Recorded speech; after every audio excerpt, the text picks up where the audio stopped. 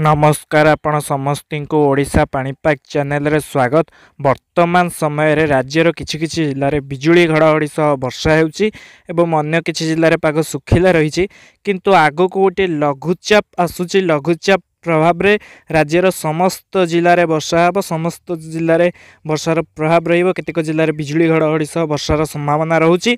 तो आगामी 2-3 दिन ए बिजुली घड़घड़ी सह प्रभाव वर्षार प्रभाव रहिबो किछि जिल्ला रे। तापरे लघुचाप प्रभाव रे राज्यर अधिकांश जिल्ला रे वर्षा हेबार संभावना रहुची। तो जो लघुचाप प्रभाव रे राज्यर केउ केउ जिल्ला रे वर्षा हेबो केते तारिख रे से संपर्क रे संपूर्ण भाबे जानिया पे भिडियोटी को संपूर्ण रूपे शेष पर्यंत देखंतु। वर्तमान समय रे जे बिजुली घड़घड़ी सह वर्षा राज्यर किछि किछि जिल्ला रे जारी रहिछि ता 21 तारिख पर्यंत जारी रहिबो। जेमति कि गंजाम, गजपति, पुरी, कटक, खोर्धा, जगतसिंहपुर, रायगड़ा, कोरापुट, मालकानगिरी, नवरंगपुर, कलाहांडी, कंधमाल ये जो उपकूल एवं किछिटा दक्षिण ओडिशार जिला मानकरे बिजुली घड़घड़ी सह वर्षा हेबार संभावना रहुची। पूर्वायुर प्रभाव रही बिजुली घड़घड़ी सह वर्षार संभावना रहुची 21 तारिख पर्यंत। 20 तारिख 21 तारिख पर्यंत बिजुली घड़घड़ी सह वर्षा हेब ये सब जिला मानकरे। किंतु राज्यर अधिकांश जिले में पाग सुखिला रही। आगक वर्षा हेबार संभावना रहुची। बंगोपसागर गोटे लघुचाप सृष्टि होवार संभावना रहुची 21-22 तारिख बेलू, जार प्रभाव में ओडिशा रे 23, 24, 25 राज्यर अधिकांश जिले में वर्षार संभावना रहुची।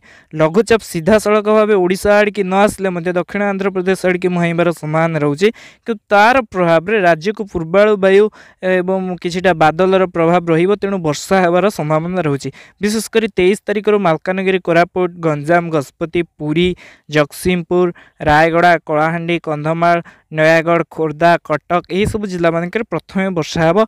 हल्का हल्का वर्षा हेबार संभावना रहुची। मेघुआ पाग सहित हल्का वर्षार संभावना रहुची। 24-25 तारिख बेलू राज्यर अधिकांश अधिकांश जिला मानक वर्षा हेबार संभावना रहुची। 24-25 तारिख बेलू उपकूल एवं दक्षिण ओडिशा समेत अधिकांश जिले में हल्का मध्यम धरणर वर्षा हेब। 24-25 तारिख बेलू मालकानगिरी, कोरापुट, रायगड़ा, गंजाम, गजपति, पुरी, खोर्धा, नयागढ़, जगतसिंहपुर, केन्द्रापड़ा, कलाहांडी, नवरंगपुर, कंधमाल, नुआपड़ा, बलांगीर, सोनपुर, बौद्ध, अनुगुल, नयागढ़, संबलपुर, बरगड़ में पश्चिम ओडिशार किछि किछि जिल्ला रे हल्का मध्यम धरण वर्षा हेब।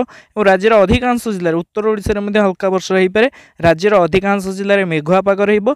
दक्षिण उपकूल एवं किछिटा पश्चिम ओडिशार जिला मानकरे हालुकारू मध्यम धरण वर्षा हेबार संभावना रहुछि, जहाँकि वर्तमान समय आकलन रही।